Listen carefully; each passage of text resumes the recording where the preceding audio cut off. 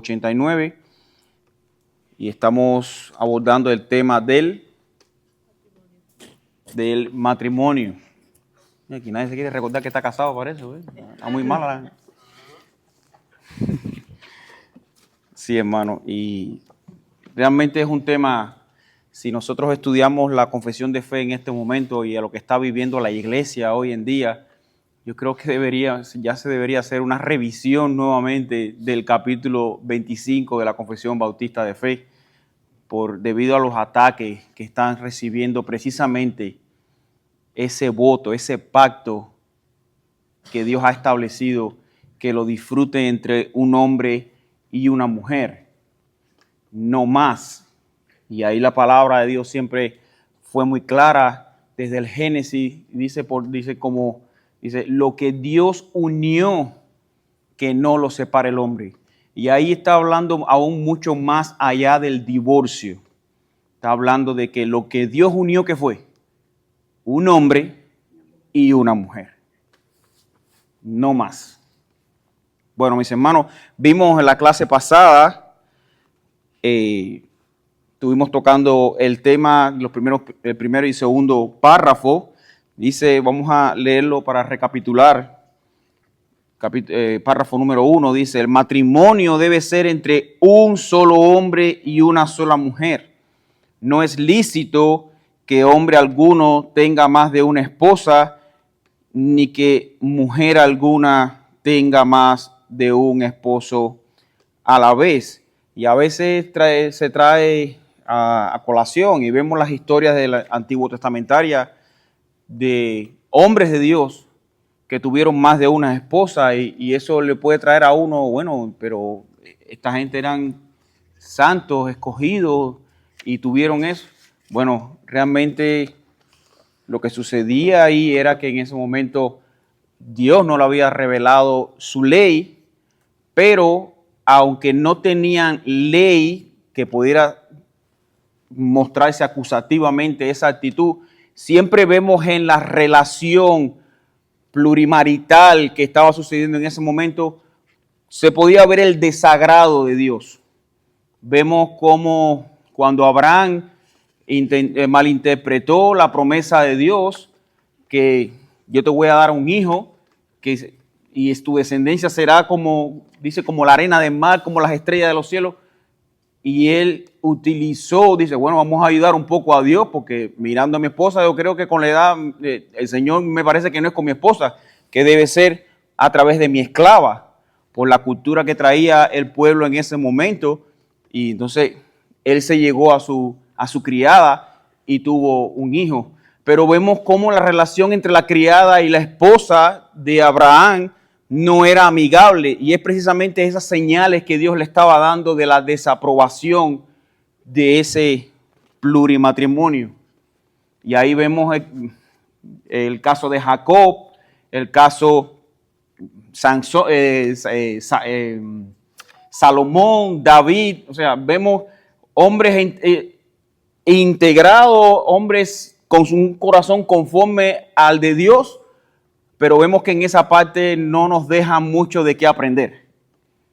Eso fue, de hecho, hay textos que habla que dice que eso fue lo que Salomón dice lo destruyó en ese sentido, que las mujeres apartaron su corazón de Dios. O sea, en toda la Escritura, aunque hayan momentos del Antiguo Testamento donde se practicó la poligamia, vemos que nunca fue de qué, del agrado de Dios. Está el texto que dice que Dios teniendo que, dice abundancia de espíritu, ¿cuántos espíritus le dio al hombre para que fuera su ayuda idónea? Un espíritu, una mujer. Bueno, en la tarde de hoy, hermano, estaremos abordando el tercer y cuarto párrafo. Dice el segundo párrafo como modo de recordatorio. Dice, el matrimonio fue instituido para la ayuda mutua entre el esposo y la esposa, para la multiplicación del género humano con una descendencia legítima y para la prevención de la impureza. Y aunque el Señor en mismo Edén dijo, no es bueno que el hombre esté solo, le haré ayuda idónea, eso no quiere decir de que la mujer no necesite del hombre. Dios pensó en el hombre y le dio a una mujer, pero eso no quiere decir, como estos movimientos ahora del feminismo, de que no necesitan al hombre. No, eso es una mentira. No compren esa mentira. Dios puso en su orden que el hombre necesitara a la mujer, pero si Dios hubiera planificado de que la mujer pudiera vivir sin el hombre, también la hubiera hecho totalmente independiente. Y no, le dio un hombre. ¿Para qué? Para como vaso más frágil el hombre la protegiera. Y es por eso, como vimos en la clase pasada, cuando eso se rompe, cuando en el matrimonio una de las partes no cumple su rol, cuando el hombre no cumple el rol de proteger a la esposa y se vuelve mayormente el enemigo de su esposa, cuando la mujer olvida el pacto de compañerismo que hizo con el esposo, dice, olvidando el pacto, dice Proverbios capítulo 2, creo que es versículo 6, y dice, y la mujer, dice que la mujer que dice, olvidó el pacto con su compañero. Entonces, eso trae una consecuencia, porque lo que hicimos en el matrimonio es hacer un ¿qué? Un pacto. Y como estudiamos en el capítulo pasado de los votos lícitos, eso es un voto lícito. En ese momento, cuando en matrimonio, cuando el hombre y la mujer están juramentando su vida, esa unión, ellos están diciendo dos cosas, tanto el hombre como la mujer. Le están diciendo sí a su compañero y a la misma vez le están diciendo no a todos los demás. Y el hombre igual, le está diciendo sí a su compañera y le está diciendo no a todas las demás. Y entonces, mirando eso, podemos ver la seriedad que Cristo y Dios le da al matrimonio. A tal punto que esa es la parábola que Dios usa para relacionarse con su iglesia. Y vemos hasta qué punto Dios ve la relación con su pueblo. Y cuando su pueblo le desobedecía, ¿qué le decía Dios al pueblo que habían hecho? Ellos dicen, te has ido y has fornicado porque te has ido tras de dioses ajenos. O sea, la irreverencia del matrimonio, y Dios lo ve como eso. Dios nos ve a nosotros, su iglesia, como ¿qué? Como su esposa fiel. Dios nos está santificando para presentarnos como limpio y sin manchas. Dios nos está purificando por medio de su palabra como esposo fiel y amado a su esposa pecadora que fue rescatada en la cruz del Calvario por su sangre, para presentársela delante de él limpia, con vestidos de lino fino. O sea, cuando nosotros meditamos, hermano, lo que significa el matrimonio para Dios es algo realmente resplandeciente.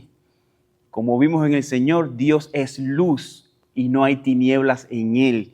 Dios le deja a su esposa limpia, bella, hermoseada a la máxima expresión, porque así es como nos quiere nuestro Dios a nosotros como su iglesia, hermoseada.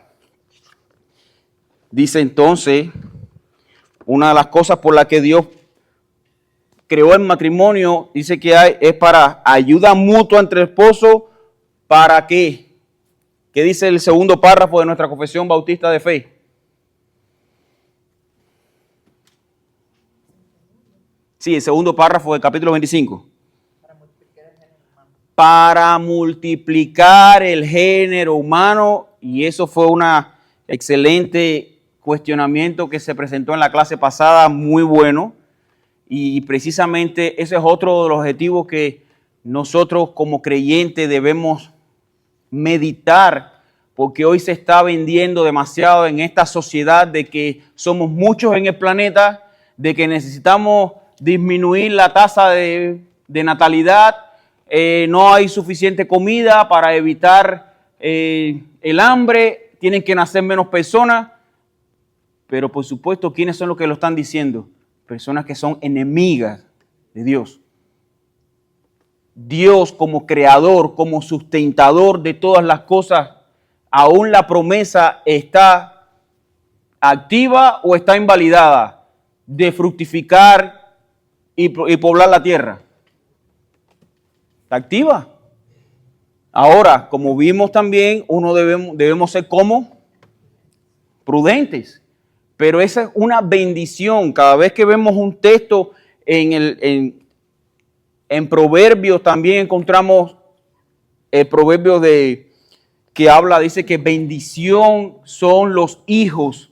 Dice, es como tener tu aljaba llena. O sea, es algo maravilloso, hermano. Es algo maravilloso. Y tercero, ¿cuál era también la advertencia por lo cual es necesario que el hombre no esté solo? Dice la última oración del segundo párrafo. Para la prevención de la impureza. Y hermanos, no es noticia para nadie que todas las enfermedades de transmisión sexual han sido debido a ¿qué? Fruto de pecado, fruto de fornicación, fruto de adulterio, fruto de aquellas personas que no tuvieron conocimiento o tuvieron ese apego. ¿Por qué? Por validar el pacto que habían hecho con su esposa. Y hoy en día a tal punto ha llegado que muchas personas dicen, ¿para qué casarnos? Eso es un papel, eso no significa nada, vamos a vivir, así estamos bien. No, Dios quiso, Dios no fue el que instituyó el papel, Dios instituyó el matrimonio. Cuando antes del papel Dios había dicho, no es bueno que el hombre esté solo, le daré ayuda idónea, por tanto dejará el hombre a su padre y a su madre. No estoy diciendo que voten a la suegra, no lo estoy diciendo, por favor. Sino que los dos serán una sola carne. En el matrimonio, y decía, hoy en esta mañana estaba viendo un comentario, y decía que el hombre y la mujer son dos pedazos de carne que cuando se juntan en el matrimonio es cuando se hacen uno. Nosotros estamos incompletos sin la esposa y nuestra esposa cumple ese objetivo, ella glorifica a Dios cuando ¿qué? Cuando obedece a su esposo, cuando obedece el rol de matrimonio. Entonces, hermano, viendo a grandes rasgos lo que hemos visto en la clase pasada, vamos a entrar en lo que es el párrafo de hoy y Dios mediante espero terminar el capítulo 25. Dice el párrafo 3. Es lícito que se casen toda clase de personas que en su sano juicio puedan dar su consentimiento. Sin embargo, es el deber de los creyentes, de los cristianos, casarse en el Señor. Y por lo tanto, los que profesan la religión verdadera no deberían casarse con incrédulos ni con idólatras, ni deberían estar en yugos desiguales los que son piadosos, casándose con los que son malvados en su vida o sostienen herejías destructoras. Mis hermanos, en estos dos párrafos vamos a estar viendo principalmente la libertad que goza el matrimonio, pero también vamos a estar viendo algunas restricciones. Y me gusta mucho cómo el pastor Sam Waldron comenta acerca de eso, ¿no? y quiero leerle el comentario. Dice, la Biblia no contiene más restricciones en cuanto al matrimonio lícito que las mencionadas en estos párrafos.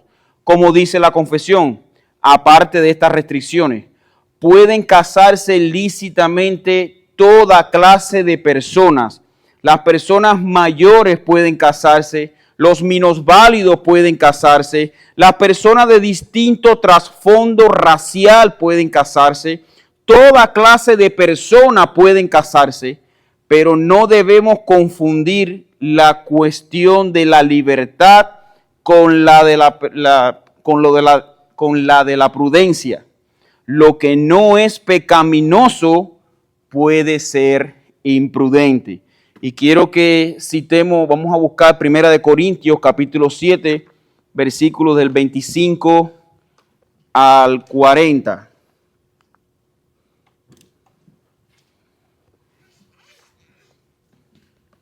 Primera de Corintios capítulo 7, versículos del 25 al 40. Y dice así su palabra. En cuanto a las vírgenes, no tengo mandamiento del Señor, mas doy mi parecer como quien ha alcanzado misericordia del Señor para ser fiel. Tengo pues esto, pues por bueno a causa de la necesidad que apremia, que hará bien al hombre en quedarse como está. Está ligado a mujer, no procures soltarse. Está libre de mujer, no procures casarte. Mas también si te casas, no pecas. Si la doncella se casa, no peca. Pero los tales tendrán aflicción de la carne y os la quisiera evitar. Por esto digo, hermanos, que el tiempo es corto. Resta pues que los que tienen esposa sea como si no la tuviesen, y los que lloran como si no llorasen, y los que se alegran como si no se alegrasen, y los que compran como si no poseyesen, y los que disfrutan de este mundo como si no lo disfrutasen, porque la apariencia de este mundo se pasa. Quisiera pues que estuviesen sin congojas. El soltero tiene cuidado de las cosas del Señor, de cómo agradar al Señor, pero el casado tiene cuidado de todas de las cosas del mundo, de cómo agradar a su mujer. Hay asimismo diferencia entre las casadas y las doncellas. Las doncellas tienen cuidado de las cosas del Señor para ser santas así en cuerpo como en espíritu. Pero las casadas tienen cuidado de las cosas del mundo, de cómo agradar a su marido. Esto lo digo para vuestro provecho, no para tenderos lazo, sino para lo honesto y decente, y para que sin impedimento os acerquéis al Señor. Pero si alguno piensa que es impropio para su hija virgen, que pase ya de edad, y es necesario que así sea, haga lo que quiera, no peca, que se case. Pero el que esté firme en su corazón, sin tener necesidad, sino que es dueño de su propia voluntad, y ha resuelto en su corazón guardar a su hija virgen, bien hace. De manera que el que la da en casamiento hace bien, y el que no la da en casamiento hace mejor. La mujer casada está ligada por la ley mientras su marido vive, pero si su marido muriere, libre es para casarse con quien quiera, con tal que sea en el Señor. Pero a mi juicio, más dichosa será si se quedare así, y pienso que también yo tengo el Espíritu de Dios. Y aquí es bien cuidadoso el apóstol Pablo. ¿Por qué? Porque una de las tendencias de las falsas religiones es abstenerse de casamiento. Y hay muchas señales que podemos ver dentro de las falsas doctrinas, dentro de las falsas iglesias, y es precisamente de la manera que atacan esa institución que Dios creó, que es la familia y el matrimonio. Y no quiero citar nombre de religión, pero sabemos en cuál de ellas, y a veces hasta más, prohíben o tratan de simular un celibato perpetuo, por supuesto sin estar lleno del Espíritu Santo, sin estar apartado por el Señor. Someterse a eso final termina muy grave la situación. Entonces, ¿en qué consiste la libertad del matrimonio? Y es precisamente que uno puede casarse con quien tú quieras. Ahora, dentro de esa libertad, ¿y por qué se le llama libertad? Porque tú tienes la voluntad, la capacidad y el intelecto de escoger tú mismo por tu propia inteligencia a la persona que tú crees que sea apta para ti. O sea, nadie te está obligando a casarte con tu cónyuge. Nadie, espero que a nadie le hayan puesto una pistola en la cabeza a decirle, tienes que cumplir. Yo espero que eso no haya sucedido así. Pero realmente que esa es la libertad. Nosotros muchas veces no podemos escoger al primo que nació en la familia, al sobrino, porque salió un poco malo de la cabeza, porque es un mala cabeza, porque es un... Pero sí nosotros podemos escoger a nuestros amigos, pero mucho más también podemos escoger a quién, a nuestra esposa o a nuestro esposo. A lo que entonces lo que vamos es que cuando tú voluntariamente decides escoger a esa persona, tú no solamente la estás escogiendo porque te agrada, porque tiene unos ojos bonitos, porque tiene un pelo precioso. Espero que ese no sea el caso de mi esposa que me ha visto el pelo, porque si no, lo estás viendo porque tú vas a hacer un voto delante de Dios, un voto de compañerismo por el resto de tu vida.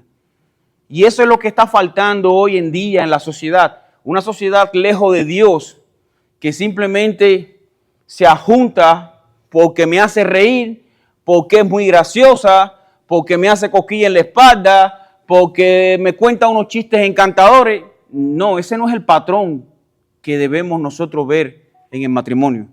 Nosotros podemos escoger en la libertad que Dios nos ha dado el color de ojo que querramos de nuestro cónyuge, color de piel, estatura, pero hay una cosa y se llama las restricciones que Dios pone. Y es precisamente, y no son restricciones caprichosas lo que estamos viendo, sino estamos viendo restricciones que al final lo que nos van a servir de qué? De beneficios para nosotros. Y es precisamente, ya había citado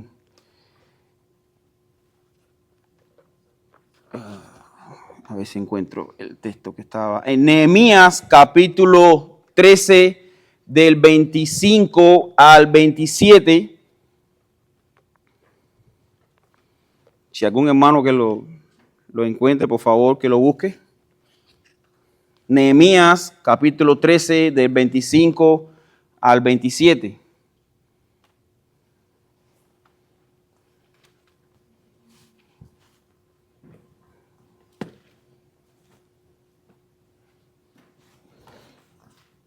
Dice, y reñí con ellos y los maldije y herí a algunos de ellos y les arranqué los cabellos y les hice jurar diciendo, no daréis vuestras hijas a sus hijos y no tomaréis de sus hijas para vuestros hijos ni para vosotros mismos. No pecó por esto Salomón, rey de Israel, bien que en muchas naciones no hubo rey como él, que era amado de su Dios, y Dios lo había puesto por rey sobre todo Israel. Aún a él le hicieron pecar las mujeres extranjeras, y obedeceremos a vosotros para cometer todo este mal tan grande de prevaricar contra nuestro Dios, tomando mujeres extranjeras. Bien, en este contexto que estaba viviendo el pueblo y el que le estaba aconsejando Nehemías, no era el problema de que las mujeres eran extranjeras. Y aunque el texto lo dice, el problema era que esas extranjeras practicaban o tenían un Dios que no era Jehová. Y ellos practicaban la idolatría. Y entonces lo que Nehemías les estaba librando era, y de una manera bastante literal, ¿no? Dice que hasta le arrancó los pelos a esas personas. Los hizo jurar de que no se casaran con ese tipo de persona. No porque no pudieran, sino porque te va a meter en un problemón. Y es parte de esa libertad. Y la Confesión Bautista de Fe habla precisamente de eso en el tercer párrafo. Dice, es lícito que se casen toda clase de personas que en su sano juicio puedan dar su consentimiento. Sin embargo, es el deber de los cristianos casarse en el Señor y por lo tanto que profesan la religión verdadera no deberían casarse con incrédulos ni con idólatras, ni deberían estar en yugos desigual los que son piadosos, casándose con los que son malvados en sus vidas o sostienen herejías destructoras. Y hermano, nosotros sabemos que la Confesión Bautista de Fe es simplemente una herramienta, no es un libro inspirado, pero es una gran herramienta. Y lo que los autores de la Confesión de Fe visualizaron en ese momento no puede tener una mejor expresión, y es precisamente apartarse de aquellos que sostienen herejías destructoras. Hermano, y esto mayormente, bueno, la gran mayoría de las personas aquí somos casados, y esta clase creo que deberían escucharla los jóvenes que están llegando a la edad a la juventud, ¿no? Y ya empiezan a sentir ese deseo de tener una compañía. No te mires su estatura, no mires lo bonito que te trata, no mires sus ojos, mira que su corazón esté conforme al de la voluntad de Dios. Mira que sus inclinaciones estén cercanas a las Escrituras. Había un detalle que un viaje de Sujel Michelin aconsejó en el noviazgo. Decía, si tú quieres ver cómo te va a tratar tu esposa a ti, mira cómo ella trata a su mamá. Tú no vas a ser la excepción. Tú no es porque tú seas Alain Delon, que tengas unos 19 pulgadas en el brazo, que eres un Don Juan, ella va a cambiar de parecer. No. La situación, hermano, es que la belleza va a cambiar. Los músculos se van a ir. Lo digo por experiencia propia. La belleza va a cambiar, pero ¿qué se va a quedar? La relación con Dios. ¿Cómo está tu corazón? Tu cuerpo va a menguar, pero tu corazón es quien va a hablar de ti conforme a qué, a la cercanía que tú tengas con Dios. Y eso se va a reflejar en el matrimonio. Un matrimonio es como un triángulo. Mientras en las puntas inferiores está el hombre y la mujer, y en la punta principal está Dios. Mientras más el hombre y la mujer se acerque a Dios, más cerca va a estar el uno del otro. Sí, hermana. Hermano, ¿cuál es el papel de los padres cristianos al involucrarse en la vida de sus hijos en cuanto al matrimonio? O sea, ¿cuál es el rol que deben desempeñar los padres cristianos cuando un joven está buscando o ya tiene el deseo de buscar una pareja? Bueno, y eso es una buena pregunta, hermana, porque precisamente el apóstol Pablo habla acerca de las ancianas de la iglesia, de las hermanas que tengan más experiencia. Dice, ayuden y aconsejen a quién. ¿Qué dice el texto? A las más jóvenes. ¿Hacer qué? Castas y prudentes y sujetas a sus maridos. Mis hermanas, si ustedes piensan que ustedes no valen nada aquí en la iglesia, déjenme decirles que la han engañado por toda su vida. Porque ustedes tienen un papel casi tan importante como el pastor. Su consejo, su experiencia de vida vale oro cuando ustedes a sus muchachitas más jóvenes se les acerca y las aconsejan de cómo deberían prepararse para la vida marital. Y eso es parte muchas veces hoy No espero que esos consejos lo estén dando en la iglesia, pero hoy le aconsejan a las muchachitas, niña, ve a estudiar, hazte independiente para que ningún hombre te mantenga. Tú tienes que valerte por ti sola. Mi hermana, mi hermano, si ese es el consejo que tú le estás dando a su hija, tú no estás criando una hija, tú estás criando una serpiente. Porque eso es un consejo totalmente diabólico. Ustedes, hermanas, tienen un don dado por Dios de esa experiencia, esa biblioteca de vida para enseñarle tanto a niñas como a niños de cómo deberían prepararse para el matrimonio. El hermano tiene una pregunta. Sí, hermano. No, yo quería argumentar lo que decía la hermana. Yo le puedo recomendar un libro que se llama Caminos en Matrimonio Cristiano, por John Thompson. Si quiere después se lo puedo pasar digital. Ahí habla acerca del camino que desde pequeño, ¿no? O adolescente, lo involucrado que deben estar los padres en el camino hacia este matrimonio cristiano, ya lo dice. Va a ser un camino hacia un matrimonio cristiano, no hacia una relación pasajera, no Exacto. hacia que tenga un novio y no. Es un camino hacia este matrimonio que Dios demanda. Entonces, ahí en ese libro, él habla de cómo el padre o los padres cristianos están involucrados 100% en este camino. Exactamente. Incluso hasta el punto de que este libro al final tiene como como vamos a decir, como un juramento del padre o la madre hacia el hijo que tienen que firmar y que ella, que la hija, va a darle el consentimiento a su padre o a su madre de que cuando encuentre a este muchacho o el hijo encuentra a una muchacha, ellos van a estar presentes en todo este camino. Todo. Desde no quedar en esa parte del noviazgo hasta el matrimonio también.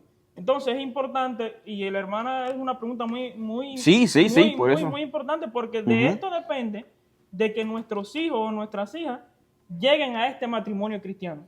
No dando tumbos de que si tengo un novio por aquí o otro por allá, no. Nosotros somos los principales que debemos de guiarlos en este proceso.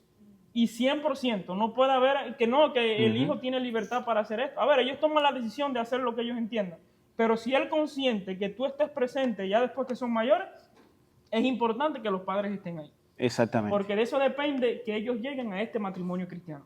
Exacto.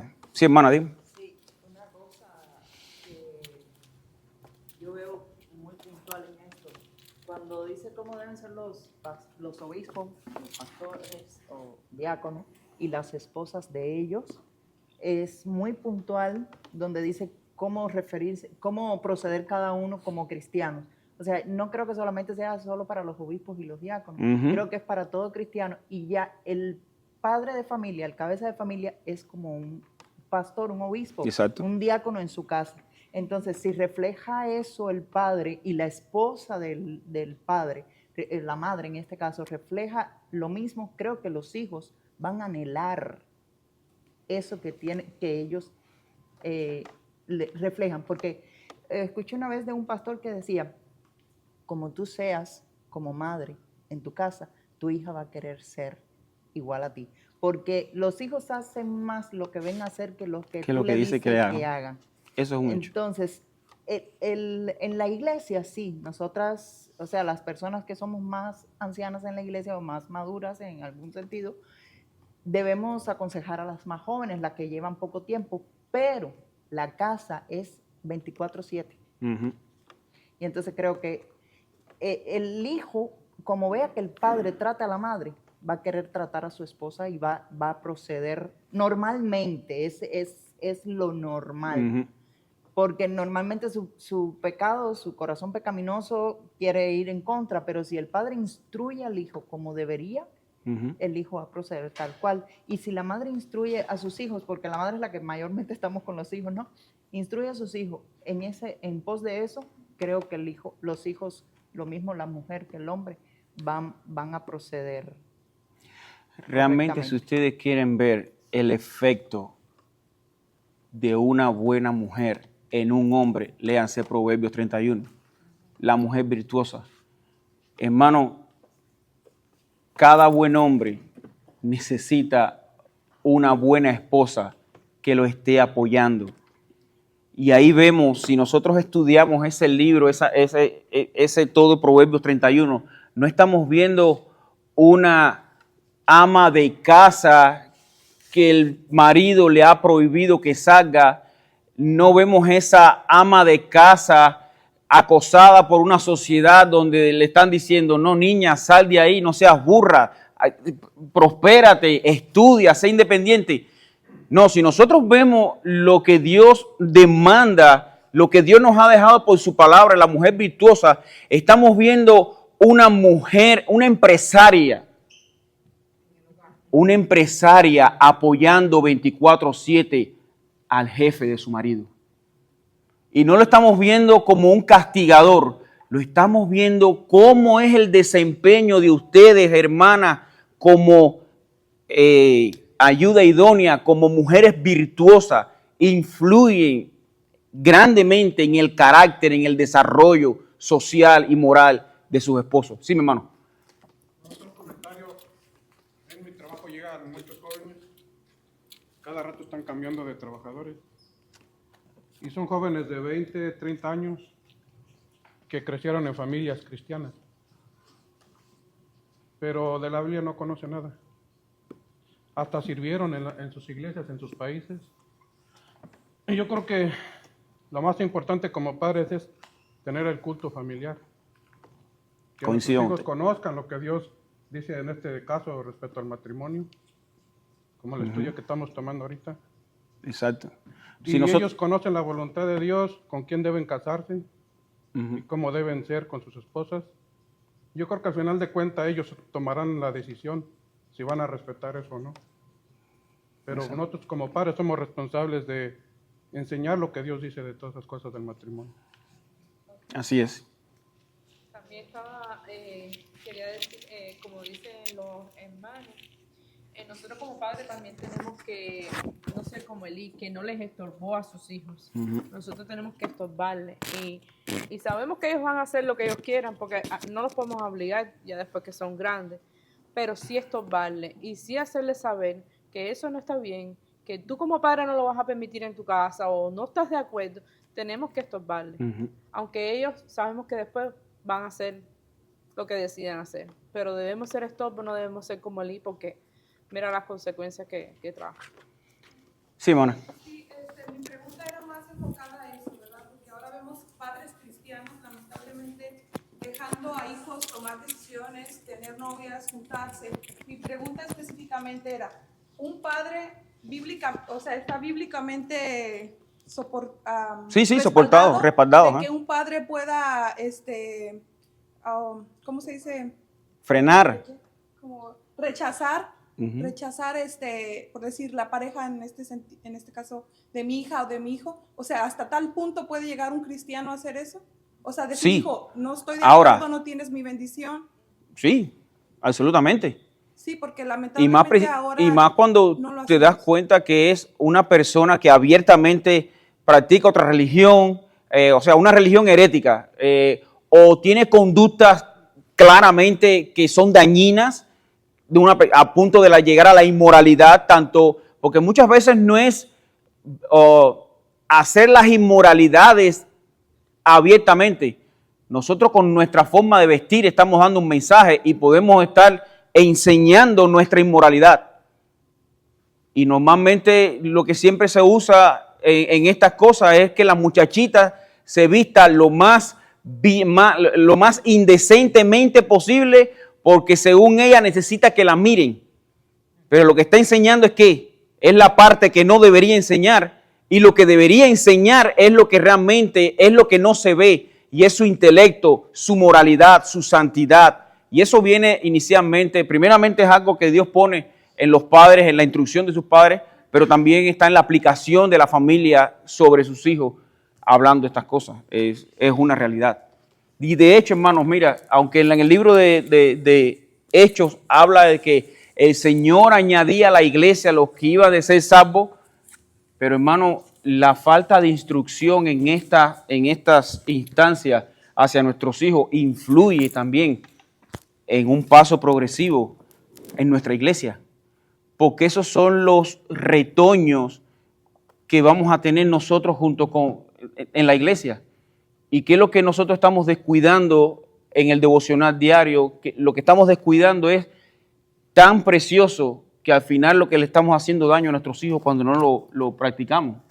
Y ahí tenemos el caso de Daniel. Daniel fue llevado, se calcula que debe haber llegado a Babilonia entre 12 y 17 años, bien joven, para estar después 70 años de cautiverio. Y dice que él y sus amigos se propusieron en su corazón no contaminarse. ¿Y qué edad tenían esos muchachos? Jóvenes.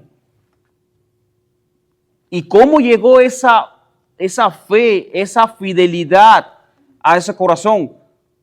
Está bien, Dios lo puso, pero sus padres tuvieron una influencia altamente positiva ¿en qué? En la instrucción familiar.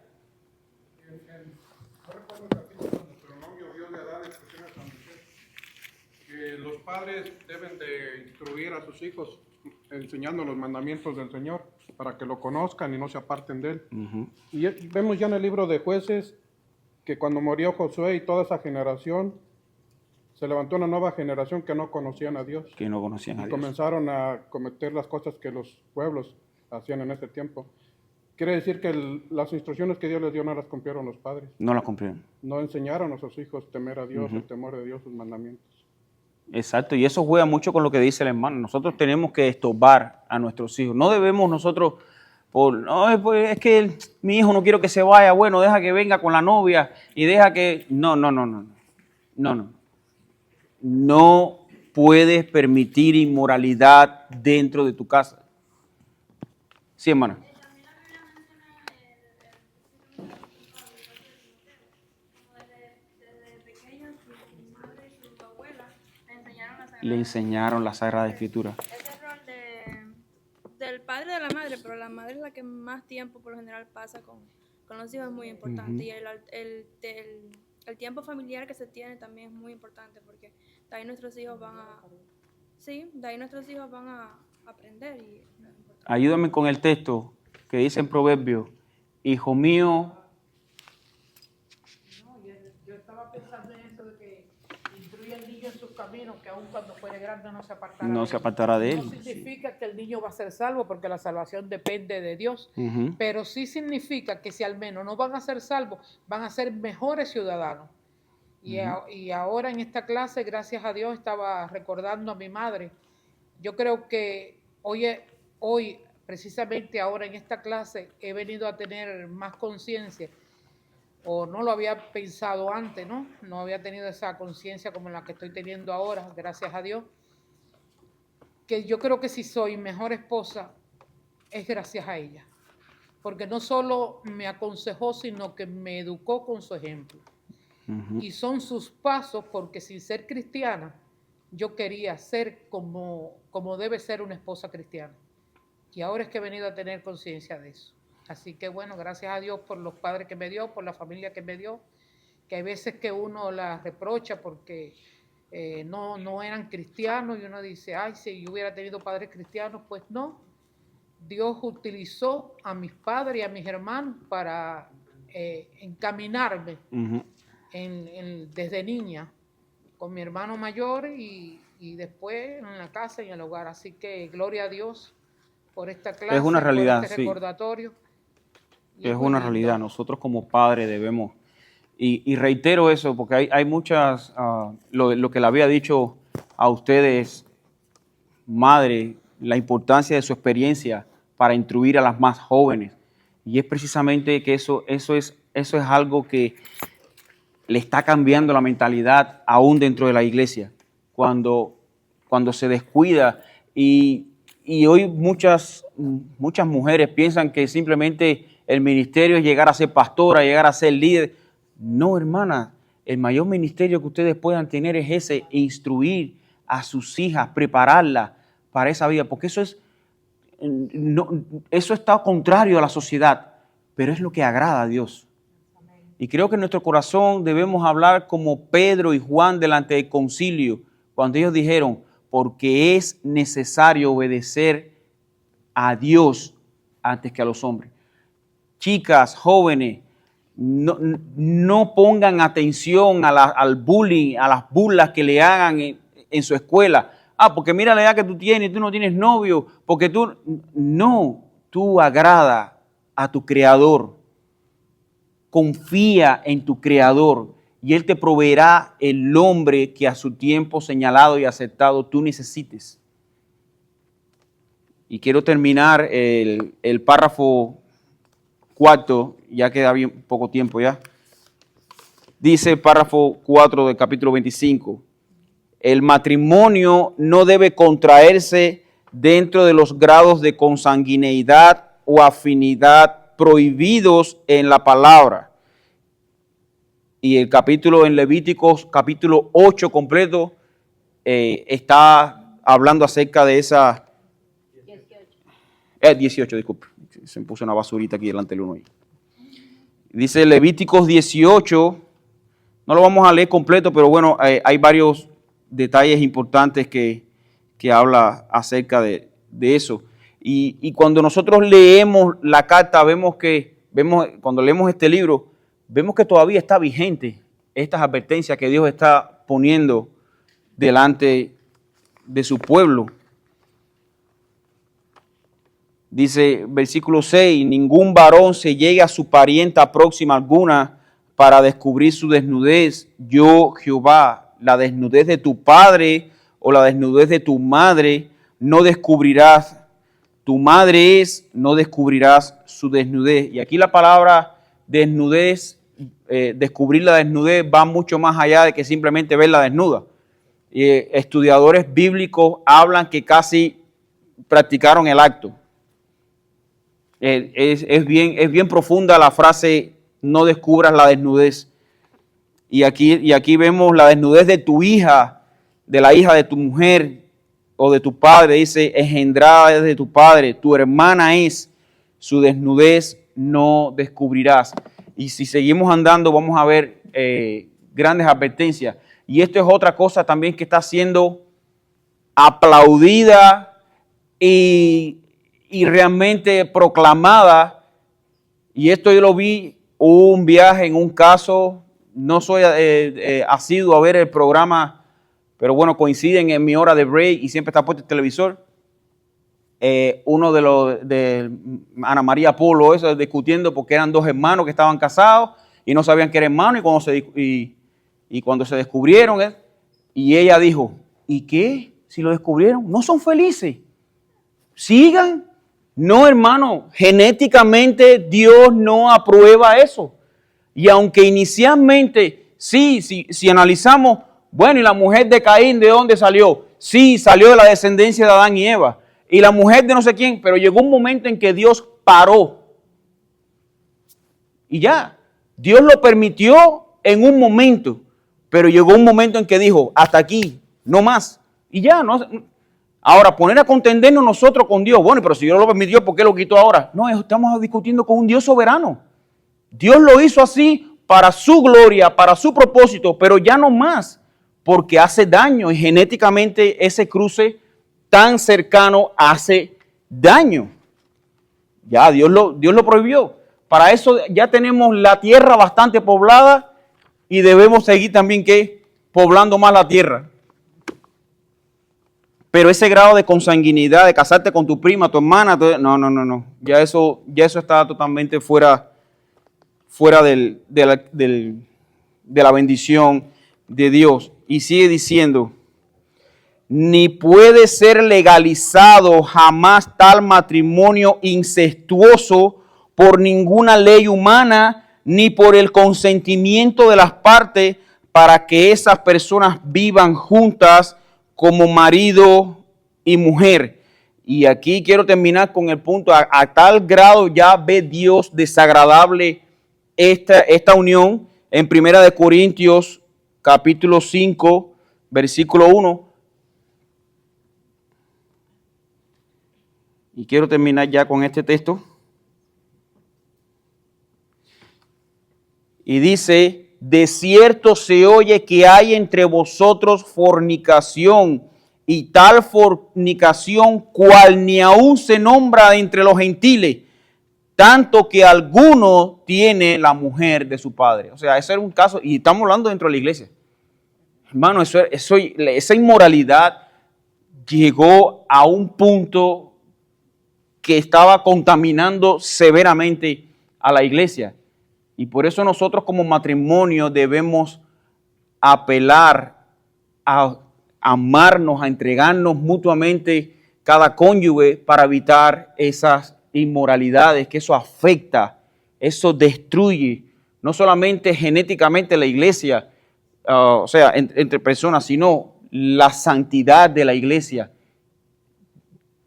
Y dice que llegó un momento en que el consejo dice, no, ustedes estaban practicando algo que ni los gentiles afuera practicaban. O sea, es algo bien desagradable. Pero a modo de conclusión, hermanos, el matrimonio es una bendición de Dios. Dios nos dio una compañera, nos dio la libertad de escogerla libremente para nuestro beneficio, pero también para el beneficio de ella como ayuda idónea, para limitarnos la impureza sexual, pero no es solo por la actividad, sino por el compañerismo, la bendición de tener esa compañera. Y es hermoso como lo dice Proverbios cuando habla, dice, un pacto de ¿qué? De compañía. Y eso lo creó Dios, hermano. Es una bendición, como a través de nuestro matrimonio también nosotros glorificamos a nuestro Dios creador. Vamos a terminar, hermano, en oración. Señor, te damos gracias, Padre, porque tú nos has hablado, Señor, y aunque este tema puede parecer sencillo, pero es crucial que se conozca entre la iglesia, Señor, de la bendición que tú nos diste cuando nos proviste de esposo, de esposa, para que a través de ese acto, de esa unión, glorificáramos tu nombre. Y es lo principal que se hace en el matrimonio, glorificar tu nombre por medio de esa unión. Señor, permita que podamos reflejar tu gracia, también cómo nosotros como esposos tratamos a nuestras esposas, y así las esposas como en obediencia a ti, Señor, se someten a su esposo y son de gran bendición a las más jóvenes, que puedan deleitarse, que puedan llegar a desear tener una relación así. Oh Padre, ayúdanos en este caminar, en este peregrinar cristiano, Señor. En el nombre de Jesús te lo pedimos. Amén, Padre. Amén.